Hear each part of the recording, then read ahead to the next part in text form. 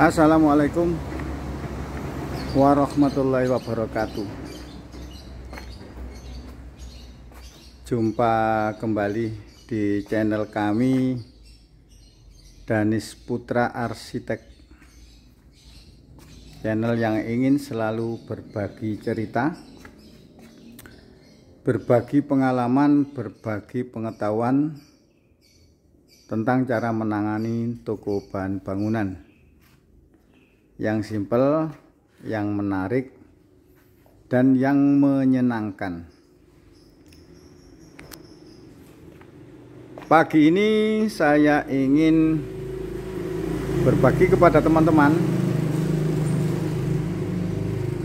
bagi pemula-pemula, untuk membuka toko bahan bangunan awal, teman-teman. Toko bahan bangunan awal.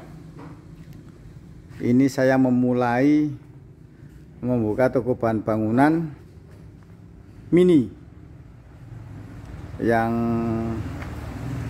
sifatnya masih kecil menuju toko bahan bangunan yang modern, yang pengelolaannya dengan sistem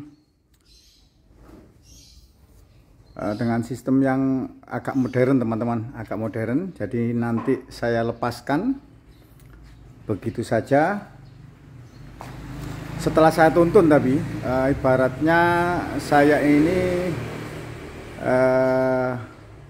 membuka baru lagi itu ibaratnya kayak orang masih bayi. Seandainya anak masih bayi, itu kan perlu dituntun, perlu disuapi, perlu ditetei, kan seperti itu, teman-teman.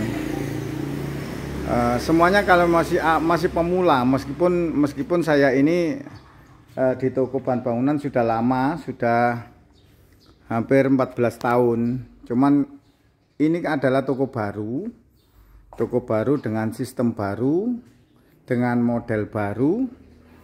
Nah, modalnya juga sedikit ini, teman-teman. Modal yang tertanam di sini tidak ada 200 juta. Apa saja yang didapat dengan modal kecil. Nah, ini teman-teman tahu sendiri. Semuanya masih serba minim, semuanya masih serba kecil. Semuanya masih serba kecil. Nah, mulai dari semen saja saya ini semen abu-abu itu saya ngambil 2 macam, dan satu macamnya 10 sak. Semen putih pakai 3 roda. Terus ada kalsium, ada kornes, ya kebutuhan primer, teman-teman. Ini asbes, kayu-kayu juga masih minim semua, stoknya masih minim.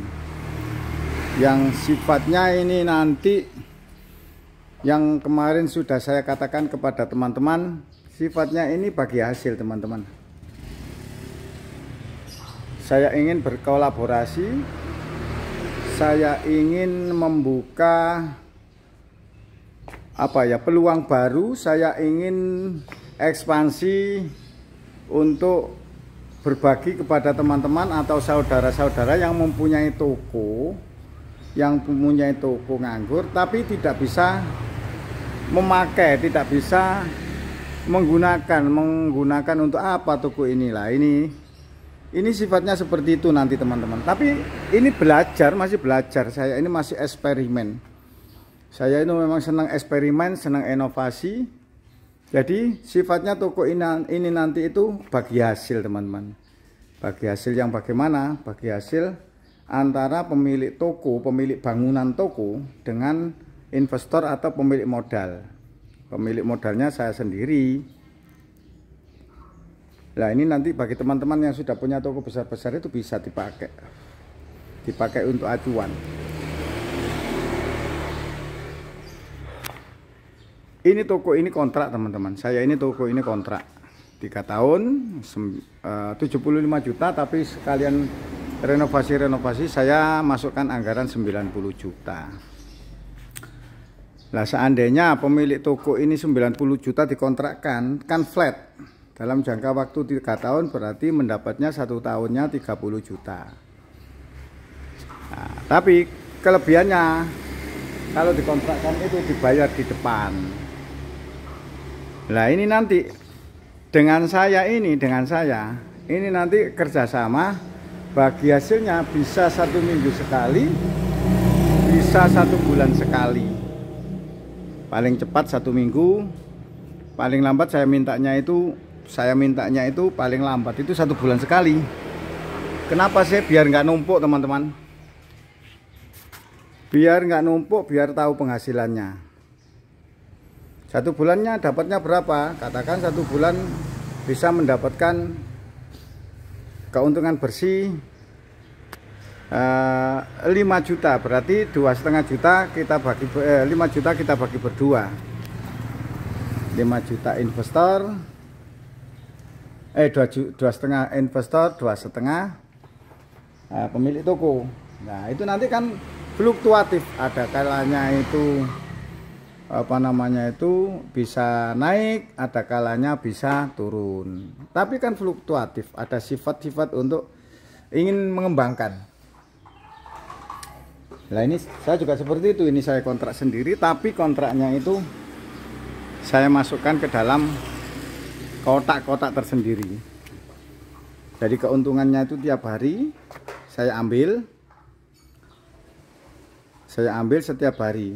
Dapatnya berapa? 500 ya juga ambil 500, 300 dibagi 3 diambil 300, 200 juga 200 ribu teman-teman. Nah itu nanti saya kumpulkan. Setelah itu saya bagi setiap 1 minggu sekali. Terserah permintaan pemilik tokonya. 1 bulan itu mintanya 1 bulan atau mintanya 1 minggu. Nah ini karena ini sudah saya kontrak sendiri, ya saya kumpulkan sendiri.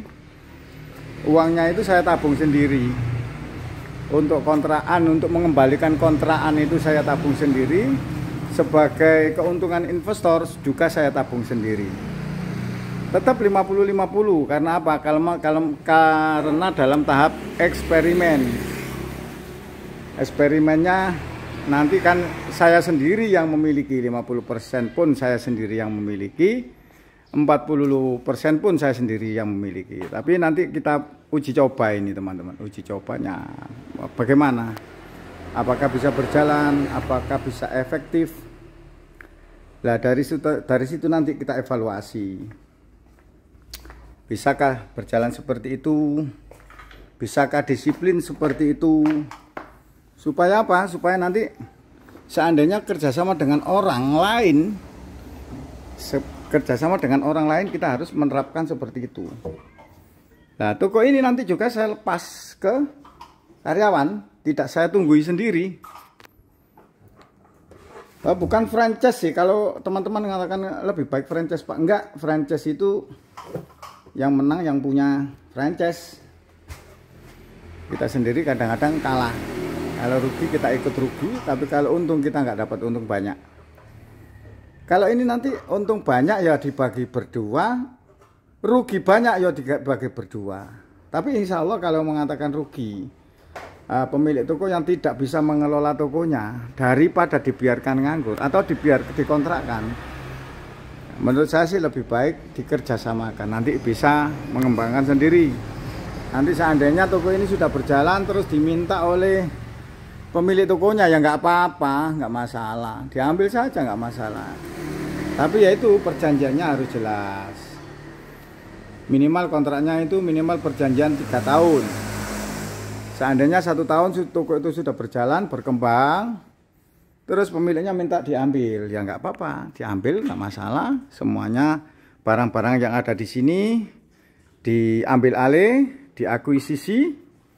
Tapi saya juga nggak mau begitu mengembangkan, terus selanjutnya begitu toko itu berjalan diambil nyel gitu, saya juga nggak mau teman-teman. Ya kita hitung lagi dalam jangka waktu 1 tahun itu rata-ratanya keuntungannya berapa. Seandainya dalam jangka waktu tahun rata-rata keuntungan per bulannya katakan 10 juta. Nah per bulan 10 juta. Tinggal sisa berapa tahun kontrak kita, perjanjian kita tinggal sisa berapa tahun. Seandainya tinggal 2 tahun atau satu tahun setengah, berarti kita tinggal mengalihkan saja. Rata-rata 10 juta, terus dikalikan sisa perjanjian itu. Kalau berjalan loh teman-teman, kalau berjalan dan toko itu berkembang, 10 juta dikalikan dengan sisa perjanjian kita. Seandainya tinggal 15 bulan, berarti saya mendapatkan keuntungan 150.000 meskipun saya belum bekerja atau berjalan. Karena apa? Karena toko itu sudah berkembang. Nah, bisa saja toko itu lebih dari 10 juta per bulannya. Nah itu teman-teman, seperti itu sih angan-angan saya, seperti itu. Jadi saya juga tidak mengikat bagi teman-teman yang ingin kerjasama, itu tidak mengikat. Tapi nanti belum berjalan, ini dalam tahap eksperimen saja kok. Tidak mengikat, tidak terlalu mengikat. Nanti kalau tokonya sudah berjalan terus diambil alih, silakan ya itu tadi. Tapi perjanjiannya seperti itu. Nah, sama-sama enaknya toh, sama-sama enaknya. Gak bisa mengelola, dikelola. Setelah itu sudah berkembang, tinggal berjalan saja. Monggo, silakan. Nah, kecuali kalau memang toko itu setiap bulannya rugi. Rugi dalam artian kan gini teman-teman. Toko ini nanti rencananya kan bagi hasil itu 50-50 itu hasilnya, bukan keuntungan. Hasil itu belum tentu untung, hasil itu kadang-kadang rugi, kadang-kadang untung. Nah kalau memang setiap pembagian setiap minggu itu masih minus untuk membayar karyawan, untuk biaya operasional ya, kita berdua pasti minus. Satu minggu entah nomboi 300.000 atau 200.000, karena toko yang baru berjalan itu perlu pertumbuhan teman-teman, perlu kita memupuk, perlu kesabaran. Nah, dari situ kan nggak terlalu banyak. Seandainya setiap minggunya itu nomboi 300.000 dibagi berdua, 500.000 dibagi berdua, nggak begitu terasa teman-teman. Tapi semua barang milik investor, semua barang ini milik saya. Pemilik toko tidak berhak untuk barang-barang ini dan tidak berhak untuk menambahi barang, kecuali memang harus dari investor, seperti itu. Jadi benar-benar ini insya Allah kalau saya mengatakan ini sirka teman-teman. Sirka itu artinya kerjasama. Ya tetap saja nanti mungkin ada ada nilai kurangnya atau ada nilai kurang sempurnanya, disempurnakan dengan berjalan, sambil berjalan. Terus yang penting itu saling percaya. Saling percaya bukan berarti pemilik toko hanya percaya kepada investor, investor hanya percaya kepada pemilik toko. Tidak. Saling percaya itu artinya itu kita nanti manajemennya open. Jadi manajemennya itu dipegang berdua, sama-sama mengetahui. Karena sekarang teknologi kan sudah canggih teman-teman, mesin kasir kan bisa diakses dari manapun. Nah itu kita melaporkan bukan setiap hari untuk hasil penjualan, untuk hasil profit, itu bukan setiap hari, tapi setiap saat, real time. Hari ini, jam ini kita mendapatkan pendapatan penjualan segini, keuntungan segini. Real time. Jadi sama-sama melihat, sama-sama bisa tahu. Itu sebagai pegangannya. Kalau kita hanya percaya kepada investor, ya kita nanti nggak nyaman. Karena apa? Saling curiga. Saling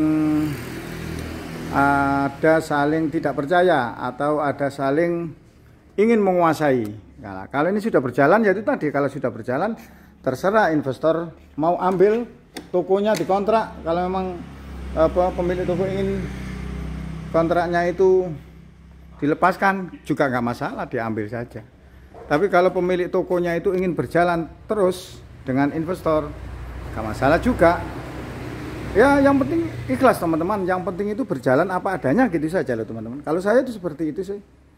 Yang penting berjalan apa adanya, terus kita jalani berdua, saling percaya, tetap saling percaya, tidak ada saling curiga, tidak ada saling menguasai, tidak ada yang saling serakah.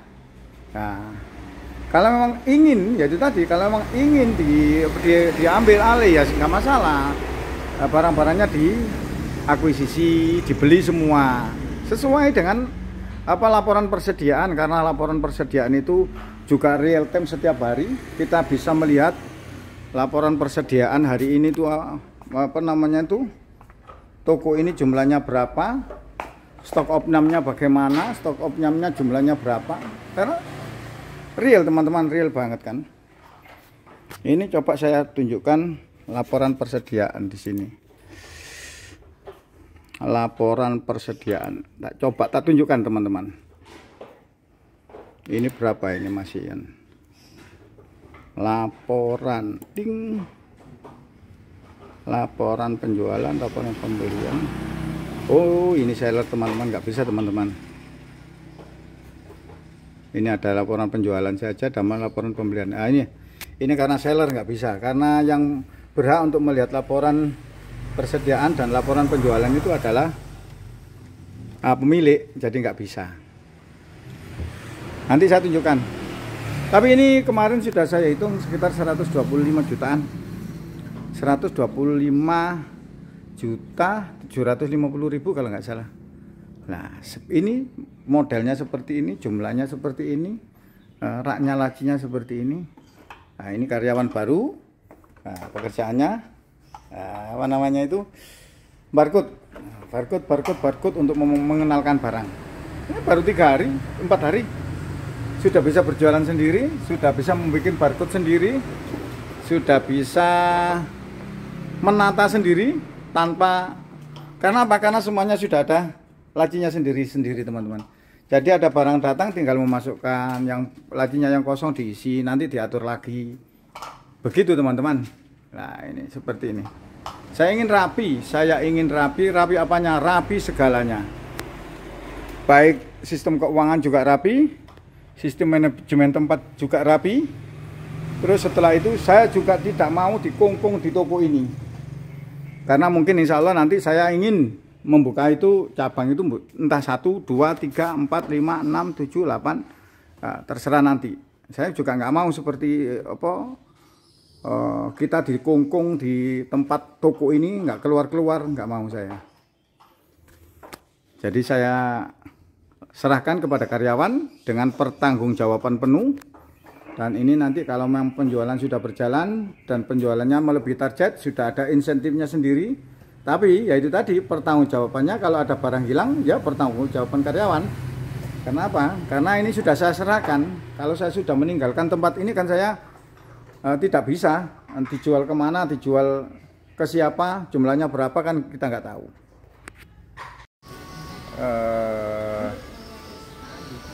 Ya seperti inilah teman-teman.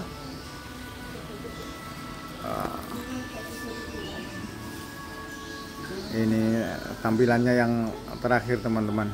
Tapi ini setiap hari masih berkembang, ditambah sedikit demi sedikit tanpa terasa. Demikian, semoga video ini bermanfaat. Ikuti terus video kami untuk melihat perkembangan lebih lanjut, dan mungkin ada eksperimen lain yang mungkin teman-teman bisa ikuti. Demikian, semoga kita semua tetap dalam lindungan Allah Subhanahu wa Ta'ala. Yang kedua, semoga kita semua tetap mendapatkan rezeki yang berkah, rezeki yang melimpah. Dan yang terakhir, semoga kita semua menjadi orang-orang yang bermanfaat bagi sesama. Karena sebaik-baik manusia adalah manusia yang bermanfaat bagi sesamanya. Saya akhiri, assalamualaikum warahmatullahi wabarakatuh.